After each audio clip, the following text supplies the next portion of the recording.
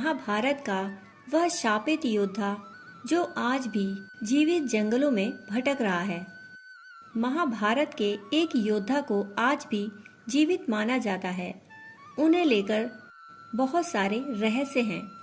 कहा जाता है कि महाभारत के युद्ध में उनकी मृत्यु नहीं हुई थी, बल्कि वे जीवित ही जंगलों में लुप्त हो गए थे। क्योंकि उन्हें भगवान शंकर से अमरता का वरदान प्राप्त था, अतः लोग मानते हैं कि वे योद्धा आज भी जीवित हैं। वे या तो हिमालय में कहीं हो सकते हैं या फिर देश के घने जंगलों में। उस योद्धा का नाम है अश्वत्थामा। अश्वत्थामा गुरु द्रोणाचार्य के पुत्र थे।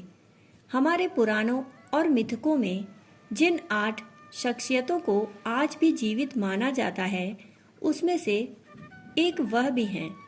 यही वजह है कि महाभारत युद्ध के बाद भी वह जीवित थे। अश्वत्थामा के साथ खासियत यह थी कि उन्हें अगर भगवान शंकर से अमरत्व का वरदान हासिल था, तो जन्म के साथ उन्हें एक ऐसी मणि मिली थी जो सभी तरह की विपत्तियों से उनकी रक्षा करती थी। इसे वह माथे के केंद्र में रखते थे और यह कहा जाता है कि यह ऐसा रत्न था जो न केवल शक्ति देता था, बल्कि भूख, प्यास और थकान से बचाने में भी उनकी मदद करता था। अश्वत्थामा जैसा नाम रखा नहीं जाता, इसलिए इस नाम को विचित्र ही कहेंगे। उनके इस नामकरण की भी एक कहानी है। कहा जाता है कि जब गुरु द्रोण के घर इस बालक का जन्म हुआ, तो उसने अश्व यानी घोड़े की तरह ध्वनि की। फिर आकाशवाणी हुई कि इस बालक को अश्वत्थामा के नाम से जाना जाएगा। महाभारत की कथाएं कहती हैं कि अश्वत्थामा के सिर पर जन्म से ही मणि थी। एक बार द्रौपदी ने महाभारत में अर्जुन की प्रार्थना पर गुरु पुत्र को प्राण दान दे दिया, परंतु सजा के तौर पर मणि उनसे छीन ली।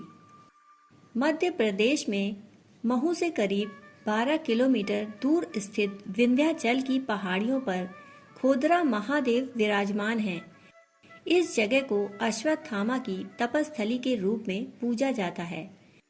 मान्यता है कि आज भी अश्वत्थामा यहाँ आते हैं।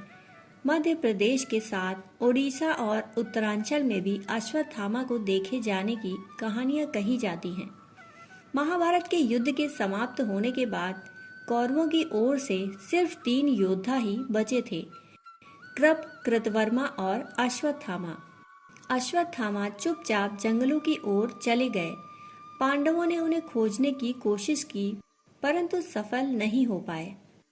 एक बार पांडवों के छल से अश्वत्थामा नाराज हुए और अश्वत्थामा ने इस बात के लिए कभी पांडवों को माफ नहीं किया, क्योंकि उन्होंने छल से उनके पिता गुरु द्रोणाचार्य को मारा था।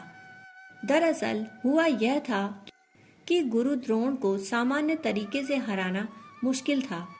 अतः जब द्रोण युद्ध स्थल पर आए, तो युधिष्ठिर को यह कहने के लिए कहा गया, अश्वत्थामा मारा गया, हाथी ना कि मनुष्य। जब द्रोण रथ क्षेत्र में रथ के साथ दाखिल हुए, तो युधिष्ठिर ने ऐसा ही कहा, परंतु उनके अश्वत्थामा मारा गया कहते ही ऐसी तेज ध्वनि की गई कि आगे की बात सुनाई ही न दी। द्रोण को लगा कि उनका पुत्र मारा गया, अतः वह शोकाकुल हो गए और रथ से उतरकर शोक मनाने लगे।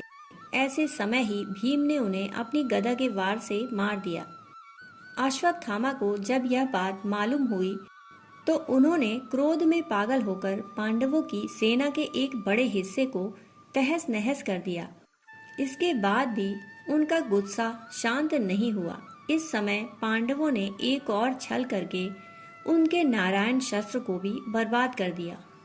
इससे उनका गुस्सा और बढ़ गया। वह रात में पांडवों के पंडाल में गए, जहां 5 पांडव सोते थे। वहां उन्होंने आग लगा दी। हालांकि उस रात उस पंडाल में 5 लोग जरूर थे, परंतु वह 5 पांडवों के 5 पुत्र थे। पांडव वहां नहीं थे। 5 पुत्र मारे गए। इसके बाद अर्जुन ने प्रतिज्ञा ली कि वह अश्वत्थामा को नहीं छोड़ेंगे। इससे बचने के लिए अश्वत्थामा युद्ध छोड़कर जंगलों में विलीन हो गए। और उसके बाद कभी किसी को नहीं दिखे। यह भी कहा जाता है कि पांडवों ने उन्हें पकड़ा और उनके माथे से मणि निकाल ली। वह लहूलुहान हो गए। तब कृष्ण ने उन्हें शाप दिया कि अब वह इसी हालत में जिंदगी गुजारेंगे, मर भी नहीं सकेंगे। तब से ही अश्वत्थामा के बारे में कहा जाता है कि इसी खराब स्थिति में वह जीवित ही वनों में भटकते हैं। दोस्तों, कहानी सुनने के लिए आप सभी का बहुत बहुत आभार। फिर मिलते हैं ऐसी ही कहानी के साथ। तब तक के लिए धन्यवाद।